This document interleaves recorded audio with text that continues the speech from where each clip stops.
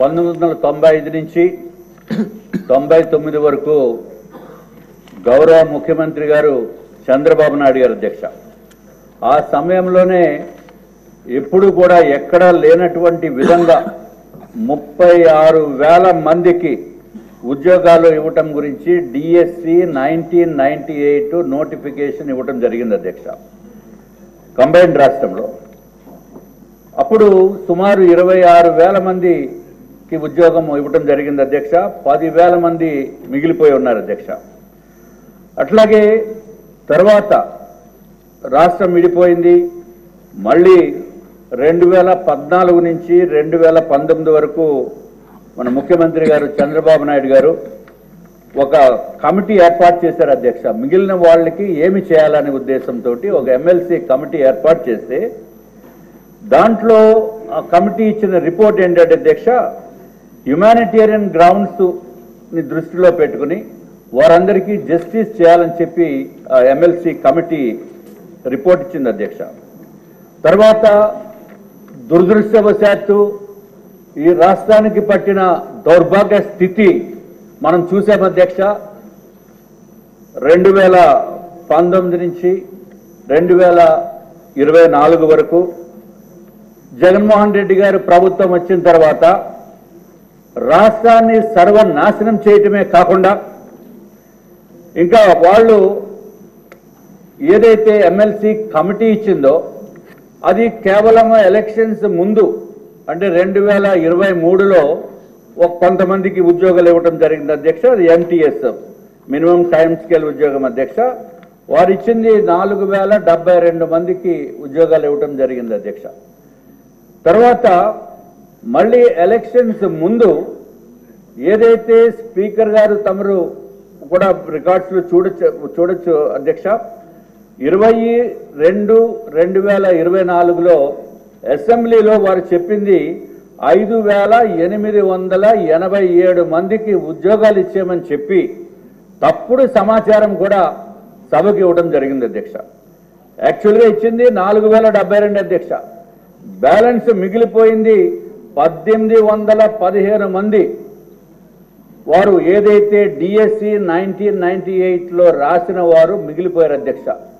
అన్ని సంవత్సరాల నుంచి వారు ఎన్నో ఇబ్బందులకి గురవుతూ మానవతా దృక్పథంతో ప్రతి ఒక్కరూ ఆలోచించవలసిన అవసరం ఉంది. ఇది సుమారు కొన్ని వేల మంది వాళ్ళు మానసిక క్షోభని అనుభవిస్తూ అధ్యక్ష. ఇప్పుడు ఎప్పుడైతే కొంతమందికి ఎవరికైతే అంతకుముందు ఉద్యోగాలు ఇచ్చారు అధ్యక్ష, వారి గురించి కూడా 2 నిమిషాలు మాట్లాడాలి అధ్యక్ష. వాళ్ళకి ఇచ్చేది 32,670 రూపాయలు అధ్యక్ష నెలకి. అట్లాగే ప్రతి నెల వారికి జీతం వస్తుందంటే కాదు అధ్యక్ష, సంవత్సరానికి 11 నెలలు మాత్రమే జీతం ఇస్తారు అధ్యక్ష. ఒక నెల జీతం ఎవరు, ఎందుకంటే వారు పని చేయటం లేదనే ఉద్దేశంతో. తర్వాత అధ్యక్ష వీళ్ళు రిటైర్ అవుతే వాళ్ళకి పెన్షన్ ఏమి ఉండదు అధ్యక్ష. ఆఖరి రోజు తీసుకున్న తర్వాత శాలరీ వచ్చిన తర్వాత ఇంటికి వెళ్ళిపోవటమే. కట్టు బట్టలతోటి ₹1 కూడా ఇంటికి పట్టుకెళ్ళి వెళ్ళటానికి అవకాశం లేనటువంటి విధంగా వాళ్ళు పనిచేశారు అధ్యక్ష. వారికి కూడా ఇప్పుడు గౌరవ మంత్రివర్యులు నేను కోరేది ఏంటి అధ్యక్ష, ఇప్పుడు ఎంతో మంది 4,000 మందికి అంతకుముందు ఎంప్లాయ్మెంట్ ఇచ్చినప్పటికీ కూడా చాలా మంది చనిపోవటం జరిగింది, చాలా మంది ఇబ్బందులతోటి మానేయటం జరిగింది అధ్యక్ష. వారికి 60 సంవత్సరాలు రిటైర్ అయిపోతున్నారు కాబట్టి 62 సంవత్సరాల వరకు ఎక్స్టెండ్ చేయవలసిందిగా ఒకటి కోరుతున్నాం అధ్యక్ష. ఈ బ్యాలెన్స్ ఏదైతే 1,815 మందికి ఉన్నారో అధ్యక్ష, వారికి కూడా మానవతా దృక్పథంతో తప్పనిసరిగా వాళ్ళకి ఏదో విధంగా సహాయ సహకారాలు అందించవలసిందిగా మేము కోరుతున్నాం అధ్యక్ష. ఇది ఒక్కటే.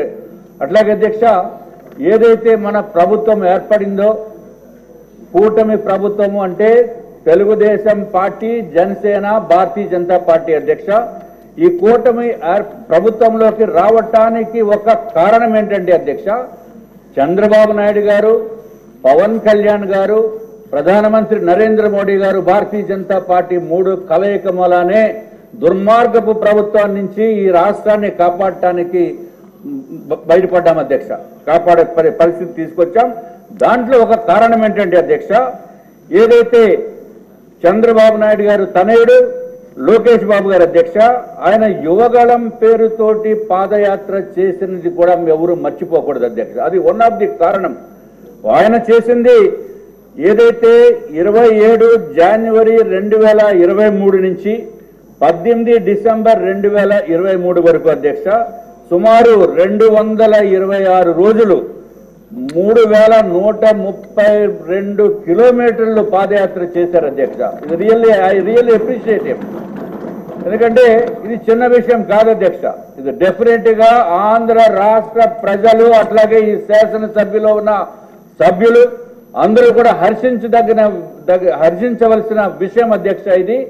ఇది ఈ సుదీర్ఘమైన ప్రయాణం పాదయాత్ర చేసిన వలన ఎన్నో విషయాలు, పాత ప్రభుత్వం చేసిన దుర్మార్గపు పనులు, అట్లాగే ఎవరికైతే ఇబ్బందులు ఉన్నాయో ఆ ఇబ్బందులన్నిటిని కూడా తెలియజేయడానికి అవకాశం వచ్చింది అధ్యక్ష.